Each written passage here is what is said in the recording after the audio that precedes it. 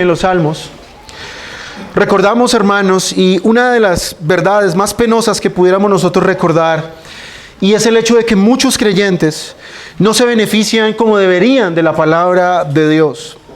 Ciertamente muchas iglesias pueden decir, y dicen ellas obviamente, en sus confesiones de fe, o las que no tienen confesión de fe, dicen ellos, que todo lo que enseñan y todo lo que hacen es conforme a la palabra de Dios.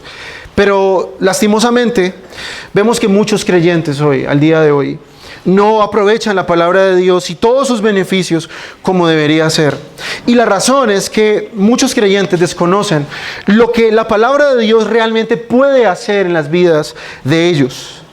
Dios nos ha dado su palabra, hermanos, no solo para que nosotros tengamos un conocimiento preciso acerca del carácter de Dios y su persona, sino que también Dios nos ha dado su palabra para que a través de ella nosotros podamos crecer espiritualmente y beneficiarnos de ella.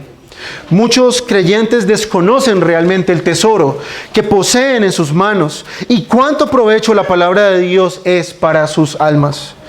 Si queremos, hermanos, caminar con el Señor, no debemos desconocer ni ser ignorantes del poder que ella tiene, el gran poder que ella tiene y la gran influencia que la palabra de Dios juega en nuestras vidas y debería jugar realmente en nuestras vidas cristianas. Ella tiene el poder, hermanos, de cambiar nuestro corazón. Ella tiene el poder de mostrarnos nuestro pecado. Ella tiene el poder de mostrarnos cómo vivir realmente para Dios, de cómo agradar a Dios. Y ella obviamente nos anima a tener la esperanza en las cosas venideras. Jamás podremos valorar demasiado las Escrituras. Ellas son nuestro bien más preciado. Ellas son el bien, una de las bendiciones más grandes que Dios ha dado a los hombres. Y ella es, hermanos, como dirían los reformadores, el verdadero tesoro de la iglesia. No son las grandes basílicas, no son las reliquias de los santos, no son todas las cuentas bancarias que las iglesias puedan tener, sino es la palabra de Dios el verdadero tesoro. Ahora, cuando venimos a un texto como este, hermanos, no está de más recomendar las palabras que he dicho, pero igualmente Dios, vemos en el texto y veremos en esta mañana, Dios es un Dios que se comunica a los hombres. Dios no es un ser mudo. Y aunque no podamos ver a Dios con nuestros ojos, ya que su naturaleza obviamente es totalmente espiritual, Dios claramente nos ha dejado su revelación por escrito. La palabra de Dios juega un papel muy importante, hermanos, para nosotros, porque es la forma en que Dios se ha dado a conocer a nosotros. Ciertamente el texto nos va a mostrar que una de las maneras primarias en las que Dios se ha revelado a los hombres es a través de la creación. De manera más específica, Dios se ha revelado a los hombres a través de su palabra. La palabra de Dios es un privilegio para nosotros. Podemos conocer su voluntad, podemos conocer sus pensamientos, podemos conocer todas aquellas cosas que a Dios le agradan como aquellas que le desagradan. Así que David escribe todo un salmo, el Salmo 119 y el Salmo 19 también, donde podemos ver la relación de David como creyente con la palabra de Dios. Y al replicar esto a nosotros, podemos ver que esta relación que David tiene con la palabra de Dios es la relación que nosotros deberíamos tener con la palabra de Dios. Así que si queremos tener, hermanos, un relacionamiento, una comunión con Dios mucho más cercana, su palabra debe estar ahí mismo involucrada. Debemos entender a profundidad su naturaleza y su impacto, el potencial impacto que ella puede causar en nuestra vida. Y si nosotros, hermanos, no cuidamos realmente de entender su naturaleza, todo el poder que ella contiene, hermanos, podremos vivir una vida cristiana, pero no una vida cristiana como Dios quiere que nosotros vivamos. Si no entendemos lo que ella es capaz de hacer en nosotros, nunca la apreciaremos como ella debe ser apreciada, ni le daremos el lugar que ella merece en nuestras vidas. Si desconocemos lo que Dios puede hacer con nosotros a través de su verdad, jamás podremos beneficiarnos verdaderamente de ella. Así que, hermanos, en esta mañana tenemos un gran reto Y es poder nosotros entrar en estos 14 versículos que el rey David, inspirado por el Espíritu Santo, ha escrito primeramente para la audiencia primaria y en segundo lugar para nosotros. David nos va a mostrar en este salmo que la naturaleza es una de las formas en las que Dios ha dado evidencias claras de que Él existe a los hombres.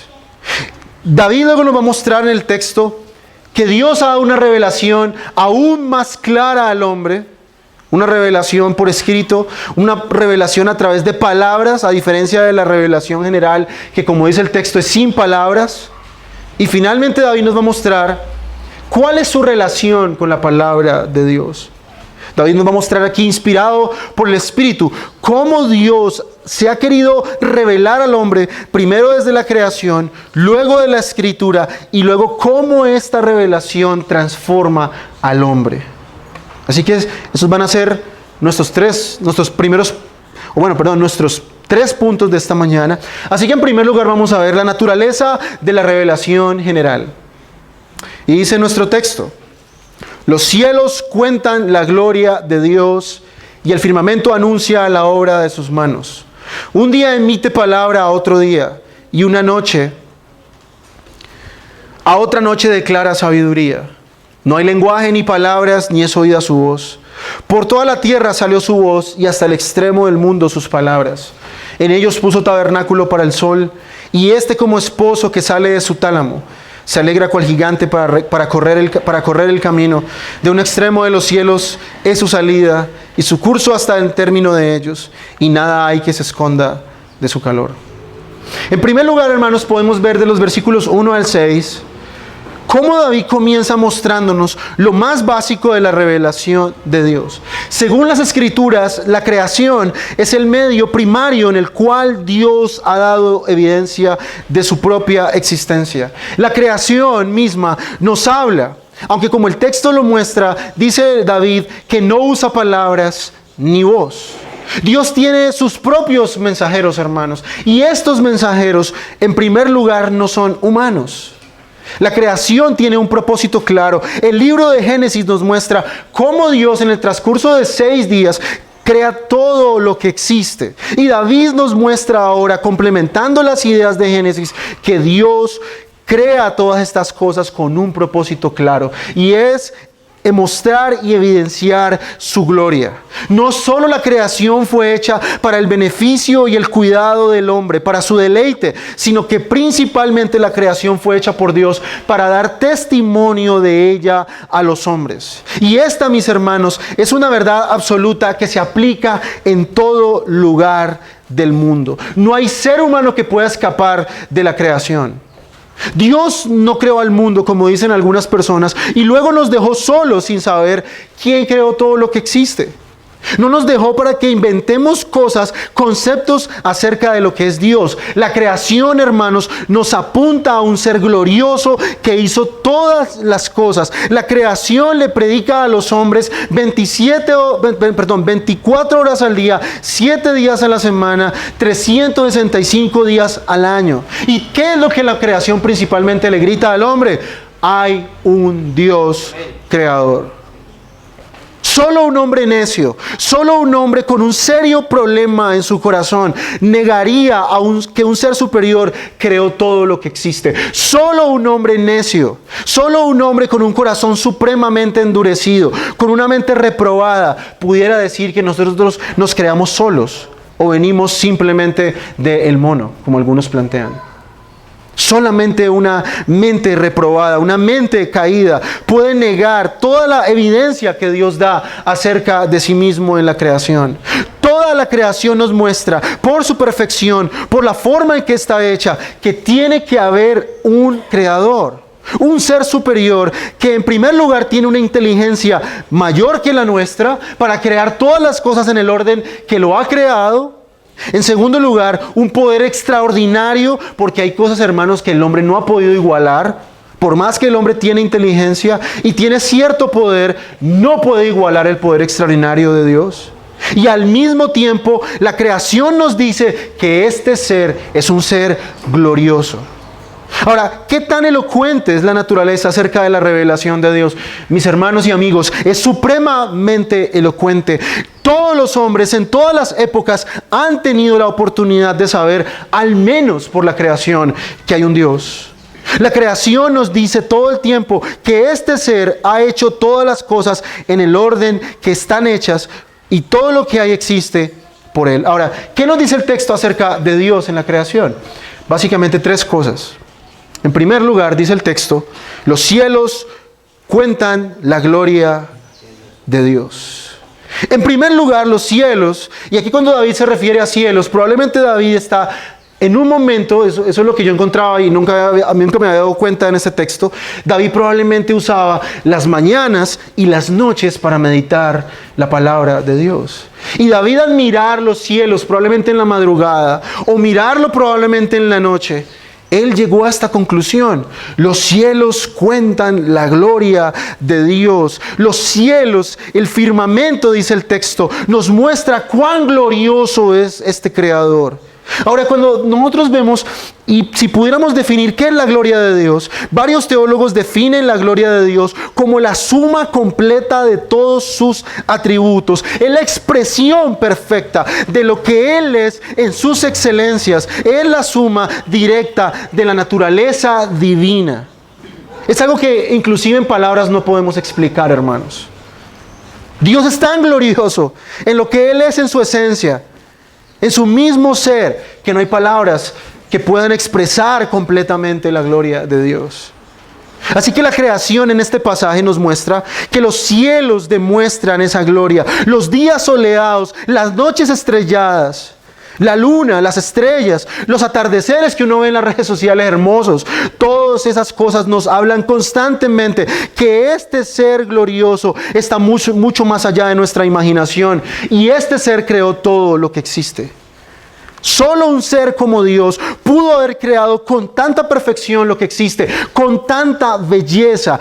Cada detalle en la creación, cada cosa que está hecha en el mundo tiene tal complejidad, pero al mismo tiempo tiene tanta belleza, que así mismo es nuestro Dios, hermanos. Si nosotros vemos un campo de flores y vemos la belleza de las flores, la complejidad como están organizadas, los diseños, los colores, precisamente escogidos por Dios, nos muestra que nuestro Dios tiene un sentido muy alto de la belleza. Es un Dios supremamente glorioso, y aún las flores muestran su gloria, como Jesús lo dice alguna vez en los evangelios. Ni siquiera Salomón se vistió con la gloria y la hermosura de los lirios del campo. Solo un ser como Dios puede crear cosas tan hermosas y perfectas. Así que David nos muestra que la salida del sol y su puesta del sol nos muestran su gloria.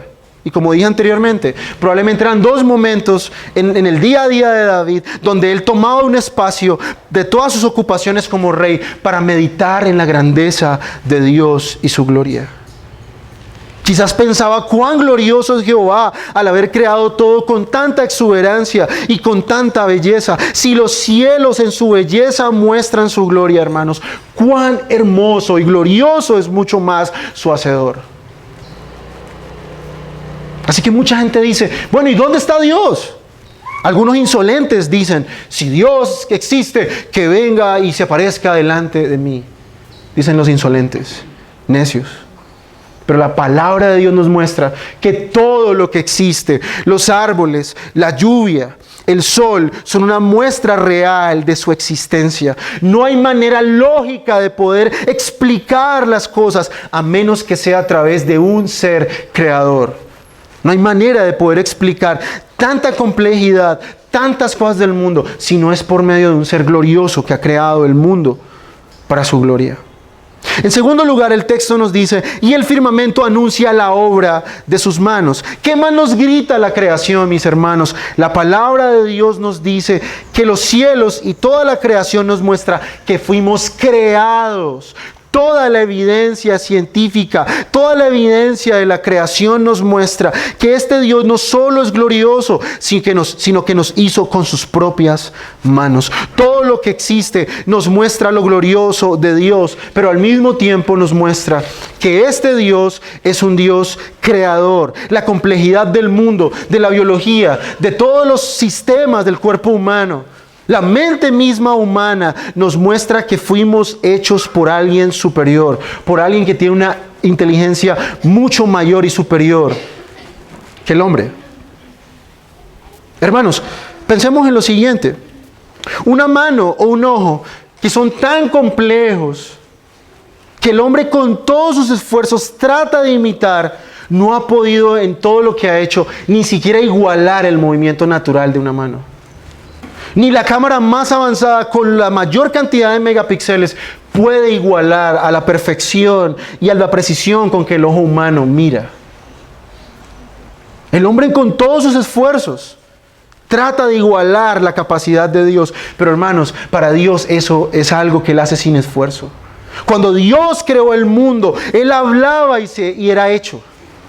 Años de investigación de los hombres, años de estudios de los hombres, y solo pueden medio lograr que una mano haga esto.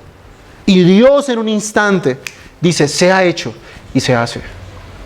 Eso nos muestra que somos obra de sus manos. El Salmo 100 dice exactamente lo mismo, que no nos hicimos a nosotros mismos, sino que somos producto de la creación de Dios. No somos autocreados. ¿Qué ser se puede autocrear? Eso es una contradicción.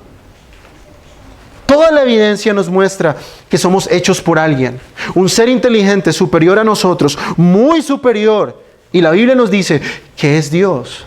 No necesitamos encontrar más explicaciones. No necesitamos ir a grandes cantidades de libros o mucha ciencia. Lo que la ciencia descubre día a día, la Biblia nos lo dice desde hace muchos siglos. ¿Qué más nos muestra la creación, hermanos? Un día emite palabra a otro día y una noche a otra noche declara sabiduría. En tercer lugar, la creación nos muestra que este Dios es un Dios sabio. Ya vimos que en primer lugar es glorioso. En segundo lugar, ya vimos que tiene el poder para crear, es poderoso. Y en tercer lugar, es un Dios supremamente sabio. La naturaleza creada por Dios nos muestra qué tan sabio es, la forma en que Dios organiza el mundo para que éste funcione correctamente, los ciclos en el cuerpo humano, el aire en su justa proporción para nuestros pulmones, todos los eventos que ocurren bajo la creación, bajo el sol, todos están sabiamente ordenados por la mente perfecta e incomprensible de Dios. Y todo esto, hermanos, debe llevarnos a nosotros como creyentes a dar gloria a Dios acerca de esto. ¿Cómo Dios puede crear de una forma tan sabia? ¿Cómo Dios puede hacer todas las cosas de una manera tan perfecta? Cuando vemos a nuestro alrededor, hermanos, y vemos cómo está todo tan perfectamente ordenado. Cada cosa en la creación cumple su propósito específico por el cual Dios lo creó. Cada cosa está puesta justamente donde Dios quiso ponerla, hermano. Así que la creación nos muestra eso, hermanos. Y para todos los que están aquí sin Cristo, todos los que no han creído en Dios y no creen en Jesús, la creación, mis queridos amigos, todos los días les predica y les recuerda que hay un Dios en este mundo. Cada vez que usted sale de su casa y ve los árboles, y ve la lluvia, y ve el sol, y ve las nubes, Dios te está diciendo que Él existe y que Él es. Puede que los hombres hablen chino, alemán, ruso, pero todos entienden a la larga el lenguaje de Dios, el lenguaje de la creación. Todos saben que la creación les dice a diario que han sido creados por una mente superior, por una mente sabia y por un ser totalmente poderoso. Hermanos, pensemos por un momento. ¿Quién pudiera poner las montañas en su lugar si no es un ser supremamente poderoso? Ni todos los volquetas, no sé, carros del mundo que traen carga, ni siquiera pueden mover una montaña, hermano. Dios sí puede. ¿Quién pudo haber creado un líquido tan completo y tan necesario para nosotros como el agua, con una proporción perfecta de hidrógeno y de oxígeno? Solamente un ser superior puede crear algo así. ¿Quién pudo haber hecho la composición del aire tan precisa, en las proporciones de nitrógeno y oxígeno tan precisas para que nuestros pulmones puedan respirarlo? Solo una mente superior, solamente un ser superior, sabio. Así que la revelación general nos dice todo el tiempo, mis queridos amigos y hermanos, que el mundo tiene un hacedor y su nombre es Jehová. Pero nos grita sin palabras.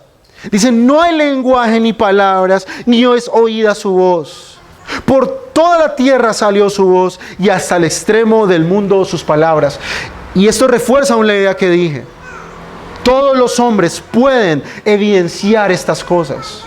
Un hombre en China sale y mira por su ventana y llega a la conclusión, esto tuvo que haberlo creado un ser superior. Un hombre que viva en las islas del Pacífico, ve el mar, ve el cielo, ve los atardeceres y él dice, esto tuvo que haberlo creado alguien. Una persona en el norte de Europa, en Escandinavia, ve el cielo estrellado en una noche y él dice, alguien tuvo que haber creado esto. David nos dice que toda la creación, en todo el mundo, en todo el universo, nos muestra que hay un Dios. Cuando el hombre usa la razón dada por Dios de una forma correcta, solo puede llegar a una conclusión. Y es que su creador le ha dado suficientes evidencias de su existencia. Nadie jamás en el día final podrá decir, bueno Dios, que tú nunca me diste evidencias de que tú existías. Yo nunca supe realmente que tú existías. Jamás, nunca pude yo saberlo. Tanta perfección, hermanos, en la creación solo nos puede llevar a meditar que hay uno perfecto que hizo todo como Él quiso. Dice la Biblia en Génesis que Dios hizo todo lo que había y vio que era bueno. Así que la naturaleza, hermano, es un testimonio constante de la existencia de Dios, porque ella nos manifiesta su gloria, su poder y su sabiduría. Dice Pablo en Romanos 1, 19 y 20, precisamente esta misma verdad que David. Pero Pablo lo aplica para condenar a los hombres. Dice, porque lo que de Dios se conoce les es manifiesto, pues Dios se lo manifestó. Porque las cosas invisibles de Él, su eterno poder y deidad, se hacen claramente visibles desde la creación del mundo, siendo entendidas por medio de las cosas hechas, de modo que no tienen excusa. Y la palabra que usa Pablo en el original griego para no tienen excusa es no tienen defensa. Ningún hombre se podrá excusar ni defender de que Dios no fue lo suficientemente claro de demostrar su existencia. Ningún hombre jamás podrá reprocharle a Dios que Él no fue lo suficientemente claro para mostrarse delante de esta persona. Dice Pablo que la creación nos lleva inevitablemente a esta conclusión. Ningún hombre puede jamás decir que Dios no le mostró que Él existía. ¿A qué conclusión podemos llegar juntamente con el apóstol Pablo? Bueno, que Dios ha hablado tan claramente a través de la creación que nadie en este salón, nadie en el mundo puede negar la existencia de Dios. La primera voz que el hombre oye de Dios es la creación. Y solo un corazón endurecido por el pecado, solo un hombre endurecido en su mente puede rechazar toda la evidencia de Dios. Y eso, hermanos, es el ateísmo. El ateísmo no es una falta de evidencias. Porque el ateísmo no es un problema, hermanos, teórico, es un problema moral. Al hombre no le conviene que Dios exista. Por eso, aunque Dios le da suficiente evidencia, él prefiere irse por otro lado. Él prefiere decir no y se niega a creer en Dios. Aunque la creación le grite en su cara que Dios existe. Solo un necio podría, ante tanta evidencia contundente, negar que existe un creador. Así que, hermanos, Dios tiene predicadores de carne y hueso y tiene un predicador constante que es la naturaleza. Es uno de esos predicadores de Dios que nos deja sin excusa, como dice literalmente en Romanos, sin defensa. Dios ha estado durante muchos años, mi querido amigo, tú que estás aquí en esta mañana sin Cristo, Dios ha estado durante muchos años, todos los días, dándote evidencia. Y yo te pregunto, ¿por qué no has creído en Dios?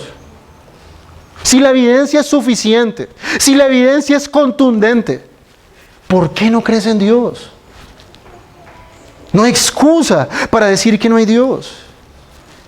Todas estas teorías sin sentido lógico, irracionales, postuladas por hombres obviamente impíos, tratando de negar lo que es evidente para ellos. Todas estas teorías tienen algo en común, hermanos, y ustedes pueden buscar en internet. Toda la gran mayoría de estos hombres eran ateos.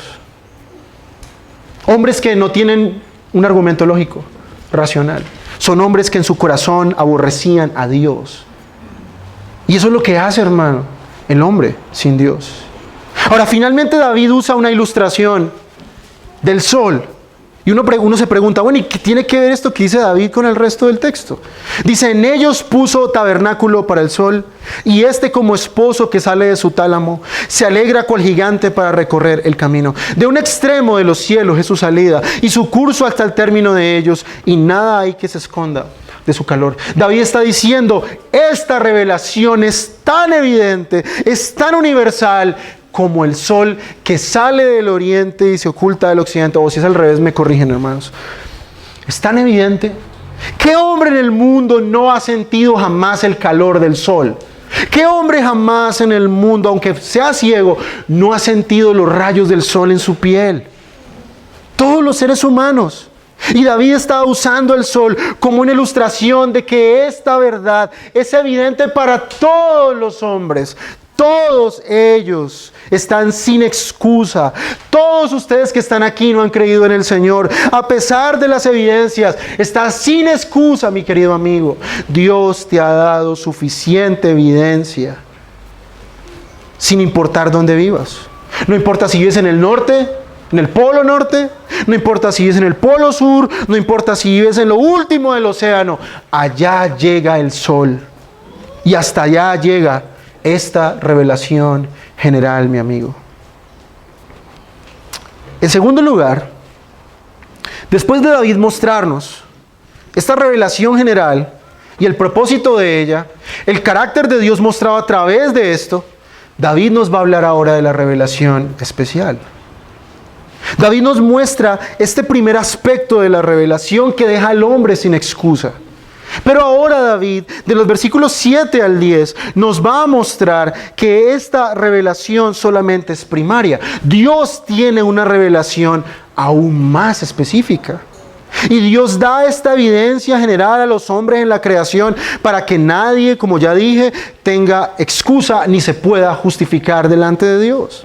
Pero ahora, en segundo lugar, David nos dice que Dios se ha revelado de una forma mucho más directa y mucho más específica. Y esta revelación es lo que va a tomarnos la segunda parte del Salmo. Y es lo que en teología se llama revelación, como ya lo dije, especial. ¿Qué es revelación especial? La Sagrada Escritura. David pasa ahora a hablar de la naturaleza de la revelación especial. Ya nos ha hablado de la naturaleza de la revelación general y cómo fue hecha esta creación para la gloria de Dios, para dar evidencia al hombre y para dejarlo sin excusa. Ahora David nos va a mostrar la perfección y la naturaleza de esta revelación especial. David pasa ahora a hablar de la naturaleza de esta revelación y nos va a dar David una descripción de la suficiencia, infalibilidad e inerrancia de las Escrituras. Por eso la pregunta que surge aquí, hermanos, es: ¿podemos confiar en la palabra de Dios?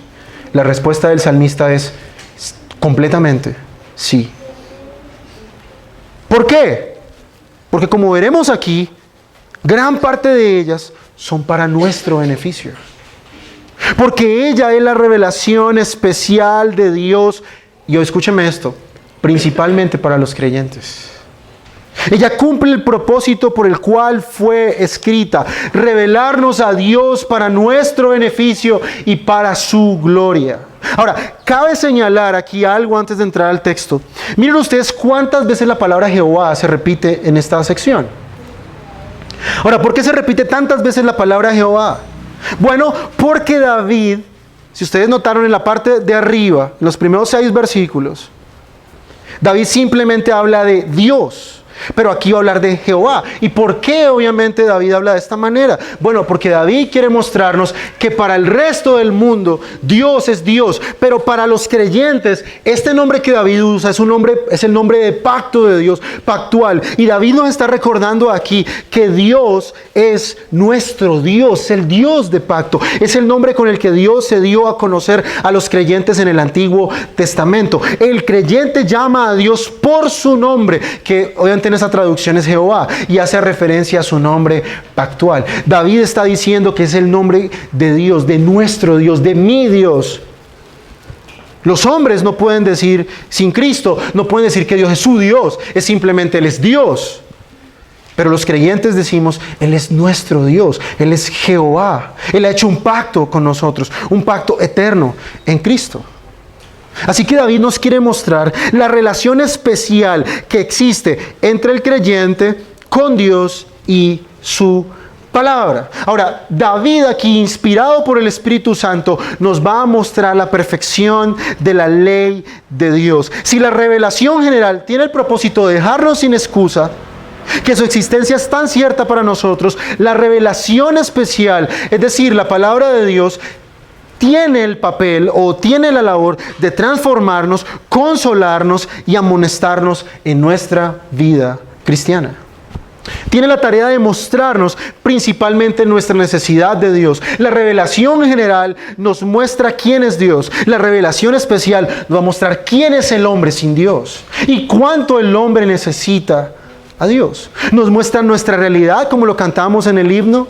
Y solamente hay una realidad en la palabra de Dios acerca del hombre, y es que el hombre necesita ser transformado, que su alma está dañada por el pecado y necesita ser regenerado, y que el hombre es necio, necesita sabiduría, que el hombre necesita tener verdadero gozo en Dios, y que el hombre necesita ver aquellas cosas que para él son ocultas de su propio corazón. Miren ustedes las palabras que David usa en esta sección. Dice que la ley de Jehová es perfecta. Dice que la palabra, el testimonio de Jehová es fiel. Dice que los mandamientos de Jehová son rectos. Dice que el precepto de Jehová es puro. Dice que el temor de Jehová es limpio. Dice que los juicios de Jehová son verdad. Y dice que todos ellos son más deseables que el oro. Noten ustedes con la forma en que David se expresa de la palabra de Dios. Y miren ustedes el efecto que produce en la vida del creyente que se expone a ella. Dice, convierte el alma, hace sabio al sencillo, alegra el corazón, alumbra los ojos, permanece para siempre. Ahora vamos a ver una por una de estas cosas. En primer lugar, el texto nos dice que la palabra de Dios tiene el propósito o tiene el poder de convertir el alma. Ahora, la palabra convertir aquí en el texto de Reina Valera se puede traducir de una forma más precisa de esta forma. La ley de Jehová restaura el alma. La escritura, mis queridos hermanos, es tan poderosa, escribe David, que es capaz de convertir y transformar a todo el ser humano completo. Este cambio radical funciona de adentro hacia afuera. Restaura al hombre primeramente en el lugar, en el nivel más profundo de su existencia, que es su alma. Y allí la palabra de Dios, a través de la obra del Espíritu Santo, hace una operación en el alma del hombre caído. Dios transforma a través del conocimiento de la verdad, a través de la exposición de la palabra. Dios transforma el corazón duro y pecador en un corazón de carne. La palabra de Dios es tan poderosa que cuando es expuesta correctamente, tiene el poder de transformar y restaurar el alma humana. El Espíritu Santo usa la revelación de Dios y cambia la disposición de enemistad del hombre por una disposición de amistad hacia Dios. Pero esto no viene como un efecto mágico al hombre. El hombre tiene que ser expuesto a la verdad de Dios, y es tan perfecta que el único remedio para el pecado del corazón del hombre es la palabra de Dios. Solamente el consejo de ella puede transformar al hombre de un hombre pecador, enemigo de Dios, en un santo que ama al Señor. La palabra de Dios tiene el poder de restaurar el alma, dándonos un corazón nuevo por el poder de su Espíritu. Y por medio de la fe que se nos da al oírla, la palabra de Dios tiene ese poder de darnos una vida totalmente nueva. ¿Estás buscando una nueva vida? No la busques más en el mundo. La puedes hallar precisamente en Cristo a través de su palabra. ¿Qué más hace la palabra de Dios si en primer lugar restaura el alma? Dice que instruye al simple. Y la escritura se representa aquí como el testimonio de Jehová. Lo que significa, lo que contiene un testimonio, es que todos los hechos de Dios en la escritura son supremamente ciertísimos. Todo lo que Dios dice acerca de sí mismo, su propio testimonio, es verdad. Ahora, ¿qué efecto cumple la Biblia en el corazón del hombre? Dice: el testimonio de Jehová es fiel, que hace sabio al sencillo. La palabra sencillo aquí es aquella palabra que se usa para una persona que es tonto, una persona que cae fácilmente en cualquier creencia, una persona que cree cualquier cosa sin importar las evidencias. Y la Biblia nos ilustra que todo ser humano que está enemistado con Dios cree cualquier cosa. Es un hombre sencillo. Y aquí no hablamos sencillo en el sentido como nosotros traducimos sencillo, de una persona humilde. No, aquí cuando se habla de sencillo es una persona ingenua. Y el ser humano sin Dios es un ser ingenuo. ¿No han visto ustedes personas como creen que en los ovnis? Gente que cree que el mundo se creó solo. Gente que cree, toda clase de cosas absurdas.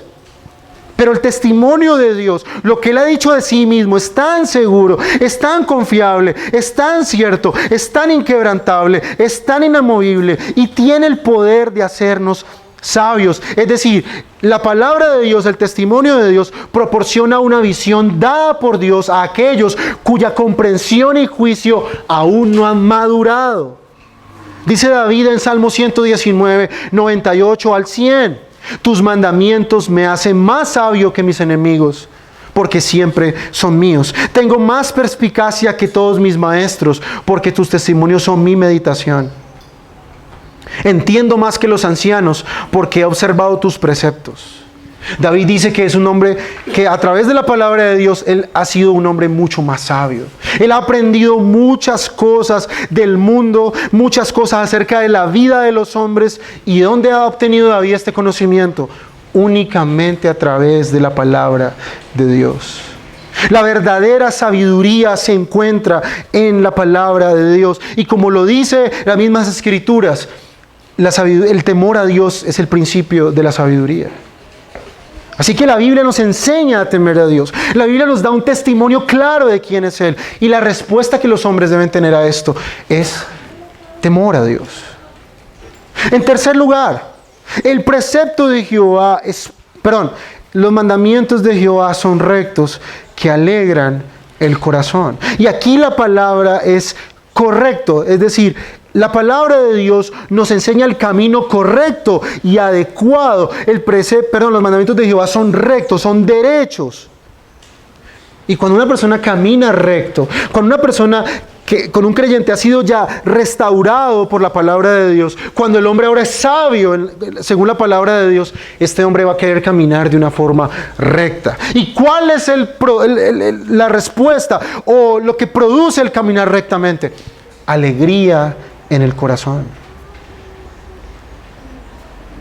El efecto de la palabra de Dios es alegrarnos. Produce gran alegría.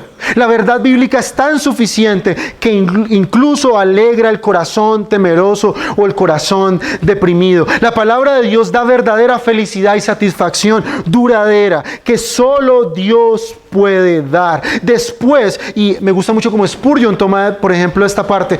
Spurgeon nos muestra que cada uno de estos beneficios que la palabra de Dios da no es sino simplemente una cosa tras otra que va ocurriendo en la vida del creyente. Primero el creyente es convertido, luego el creyente adquiere sabiduría y luego el creyente se alegra por caminar con Dios. Dice Spurgeon, Mira el progreso de este texto. El que se convirtió, luego se hizo sabio y luego ahora es feliz. Esa verdad que hace el corazón recto da alegría al corazón justo. La gracia libre trae alegría al corazón. ¿Cuál debería ser, hermanos, verdaderamente nuestra actitud siempre delante del Señor? Si yo estoy caminando correctamente, si yo obedezco los mandamientos de Dios y ellos son mi deleite, yo debería ser el creyente más gozoso y más alegre.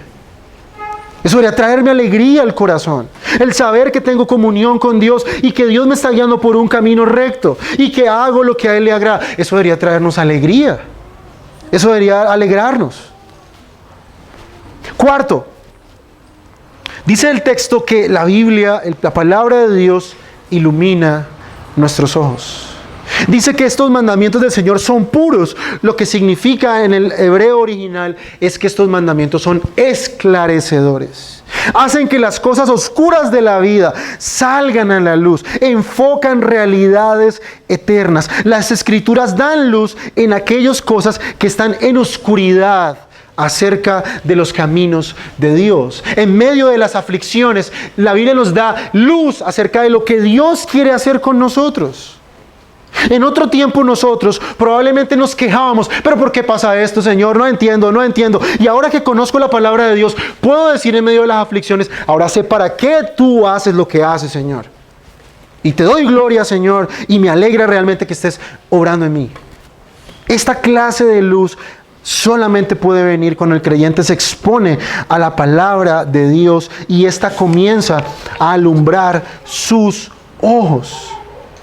Dios guía a su pueblo por su palabra y esta palabra da luz. Ahora David ensalza la palabra de Dios como aquello que trae iluminación, la capacidad de nosotros poder ver todo lo que estaba oscuro antes para nosotros. Yo he hablado con muchos hermanos y me dicen con el tiempo, hermano, ahora sí entiendo muchas cosas de la vida. Ahora sí entiendo muchas cosas que en otro momento yo vivía en oscuridad, era un necio. Pero ahora la palabra de Dios me ha dado verdadera luz en mis ojos y ahora he cambiado mi forma de vivir porque sé que eso no agrada a Dios.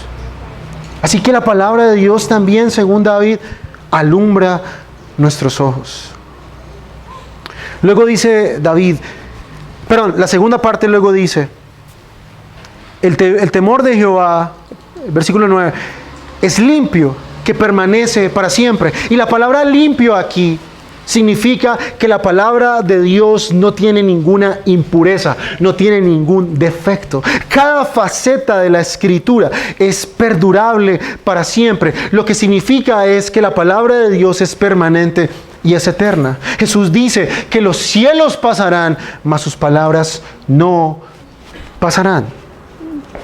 Estas palabras de Dios son el fundamento eterno para la iglesia de Cristo en todas las épocas. La palabra de Dios no cambia. Sus verdades siguen siendo tan ciertas como desde el primer día que fueron escritas hasta el día de hoy, año 2020. Los hombres siguen siendo igual de pecadores desde el día en que la palabra de Dios fue escrita hasta el día de hoy, hermanos. Y sus verdades son inamovibles, siguen siendo ciertas a pesar de la modernidad, a pesar del tiempo, a pesar de las modas, a pesar de los tiempos. La palabra de Dios no cambia. Es la misma y siempre será la misma. Así que David sigue describiendo aquí la palabra de Dios, pero ahora lo hace a través de ese efecto de limpieza que tiene sobre el creyente. La palabra de Dios produce en el creyente el temor de Jehová. Y dice que este temor es limpio, o sea, un temor que es puro delante del Señor. Mucha gente es cristiana porque tiene miedo del infierno. Mucha gente es cristiana porque ven el cristianismo como una religión muy buena para el moralismo. Yo me porto bien, ahora que soy cristiano me porto bien. Pero ninguna de esas razones son las razones verdaderas por las que nosotros tememos a Dios. Nosotros tememos a Dios porque su palabra produce en nosotros temor. Porque al ver la majestad, la persona de Cristo, al ver a Dios en sus atributos, tenemos a Él un temor reverencial. Y David dice que este temor, la palabra de Dios tiene el poder de producir en este temor para nosotros siempre.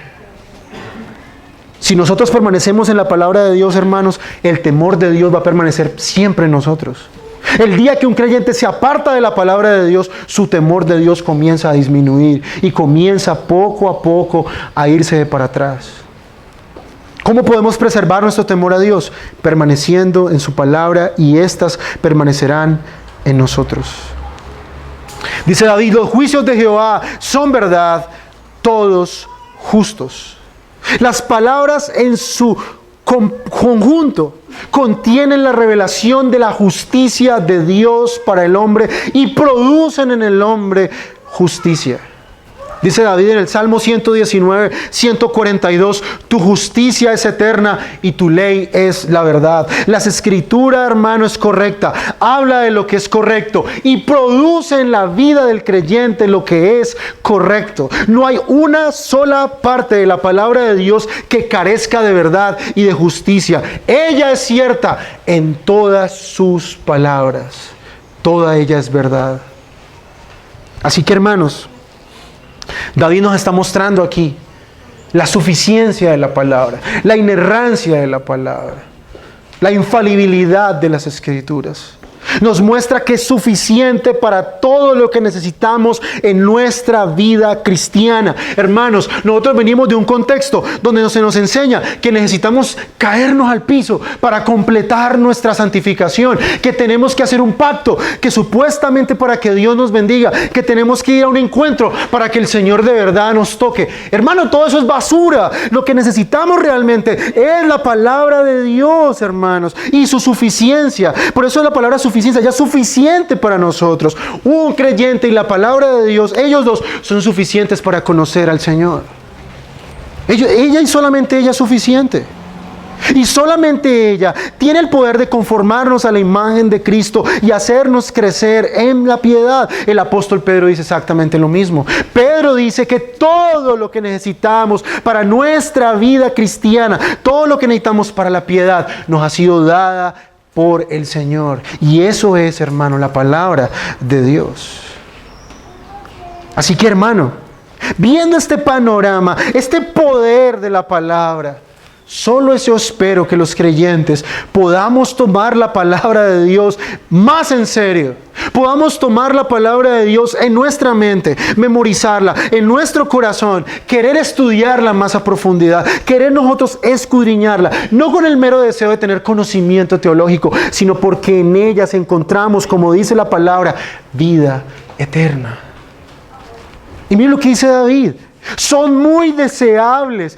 Claro, después de ver tremenda descripción, lo mínimo que nosotros deberíamos hacer es desear la palabra de Dios. Yo quiero eso que convierte el alma. Yo quiero eso que me pueda hacer sabio. Yo quiero eso que pueda alegrar mi corazón. Yo quiero eso que me pueda alumbrar los ojos. Yo quiero eso que me va a hacer permanecer para siempre. Yo quiero eso que realmente me da temor hacia el Señor. Por eso David puede decir que son deseables. Son dignas de ser deseadas por el ser humano. Hermano, es el mayor tesoro que tenemos. Nada en el mundo hace lo que la bendita Biblia hace en el alma humana, hermano. ¿Por qué yo predico expositivamente en esta iglesia? Porque yo creo en el poder de las Escrituras, hermanos. Si yo no creyese en el poder de la palabra de Dios, yo no sería un predicador de Cristo, ni estaría aquí parado hoy, hermanos. Pero yo creo que la palabra de Dios tiene este poder de transformar el corazón. Nada del mundo es tan completo para el alma humana. Nada le hace tanto bien al hombre como la palabra de Dios. Así que al sumar todo esto, podemos decir con David que ella es más deseable que el oro. Esto es verdad para usted, hermano. La palabra de Dios es más deseable que el oro. Piense en todos los bienes materiales que usted puede tener, sean muchos o pocos. ¿Anhela usted la palabra de Dios más que todo lo que usted tiene? ¿Ella es más deseable que todo esto? ¿Es más dulce que la miel para usted? Yo sé que para el inconverso no es dulce. Yo sé que para el inconverso la palabra de Dios es como hiel en su boca. Pero para el creyente es miel en sus labios.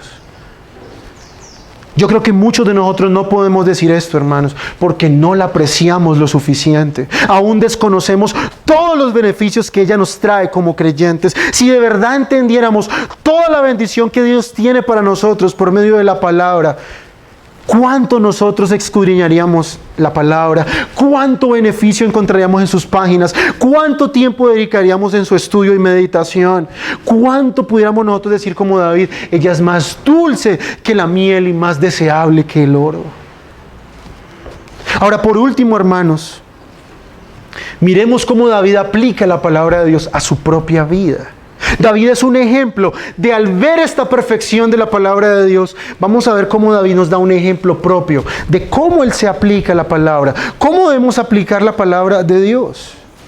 David hasta ahora está describiendo la naturaleza de la palabra, ya nos mostró la descripción de la revelación general, nos dio una descripción muy detallada de la revelación especial, pero David pasa ahora a mostrarnos cómo un creyente debe aplicar la palabra de Dios en su vida. David nos va a mostrar la parte práctica, donde muchos creyentes sufrimos, hermanos. Nosotros como creyentes somos buenos para entender probablemente muchos textos, pero para aplicarlas nosotros sufrimos a veces porque no sabemos cómo aplicar la palabra de Dios.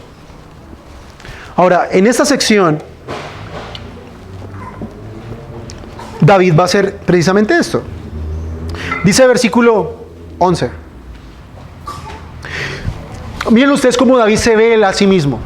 Tu siervo, David se ve como el ungido de Jehová, el rey, que sirve al Señor. Recordemos que es David.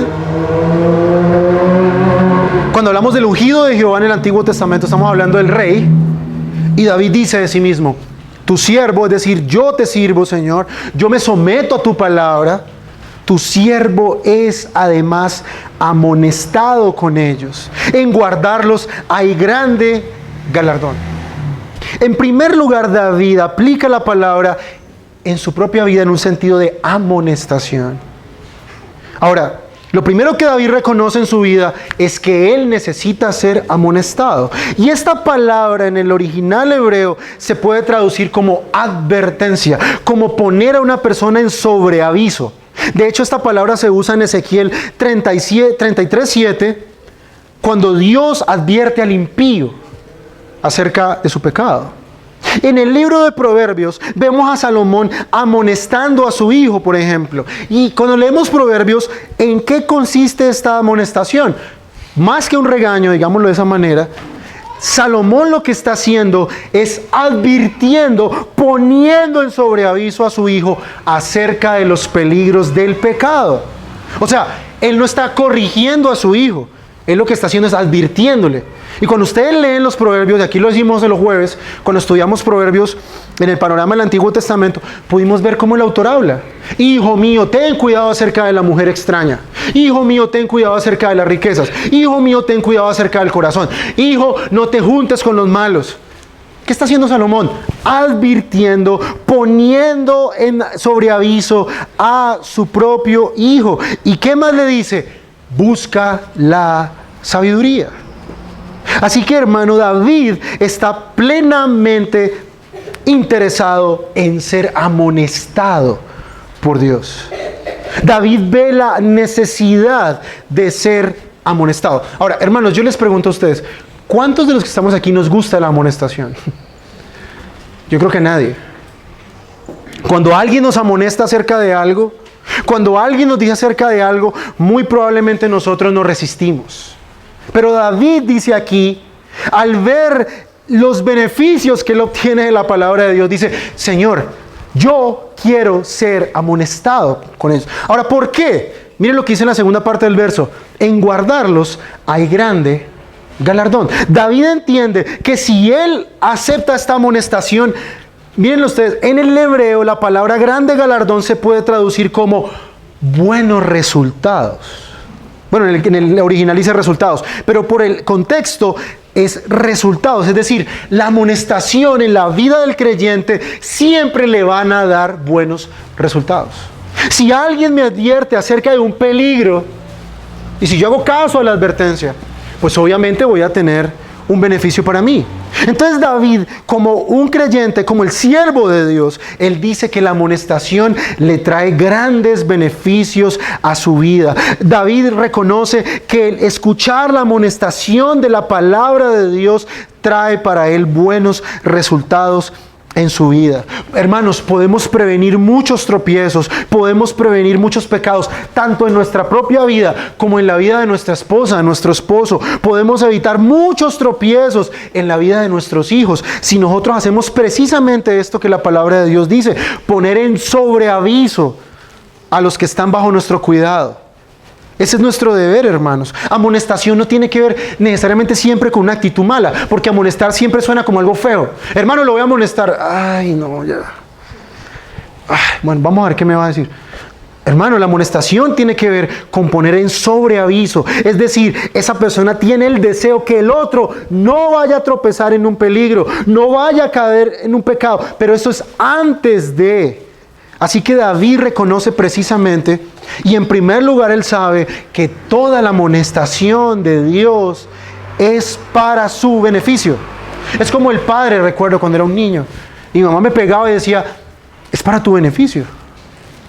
Sé que te duele, pero después vas a entender para qué te pego, para qué te corrijo.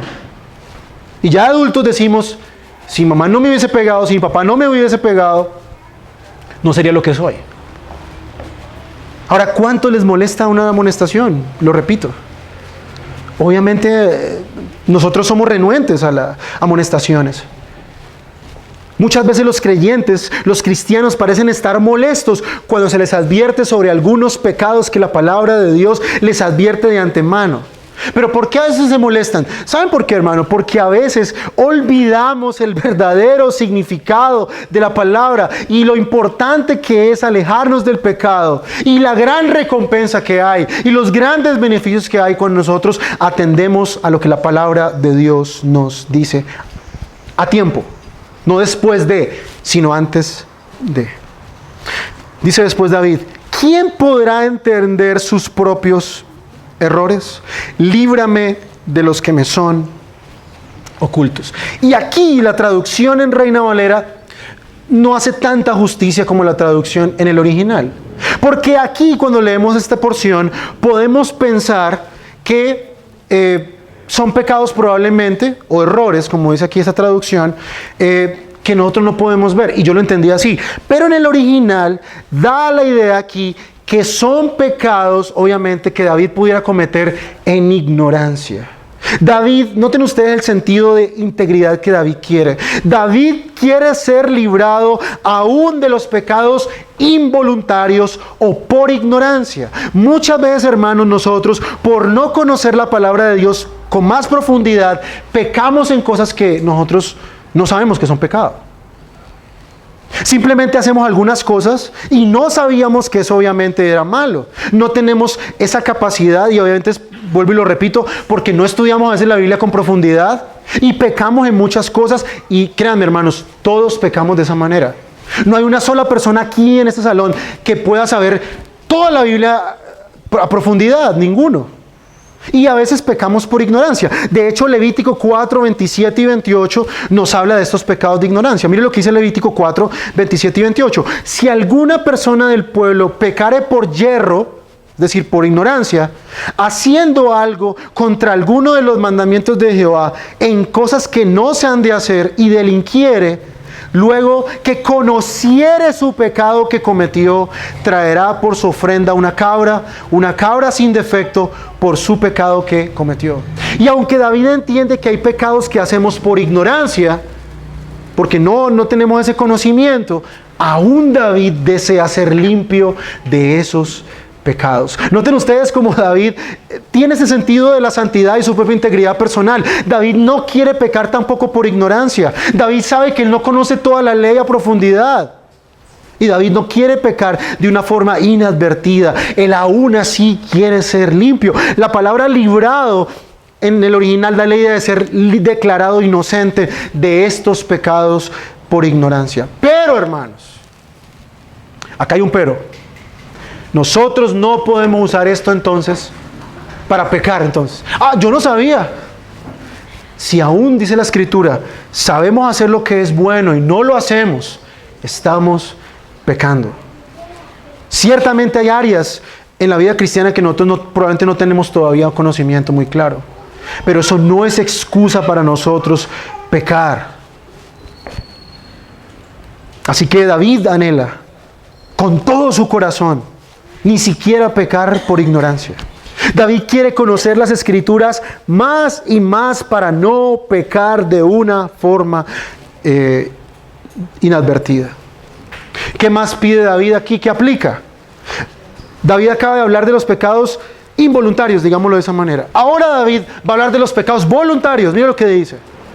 Preserva también a tu siervo de las soberbias, que no se enseñoreen de mí.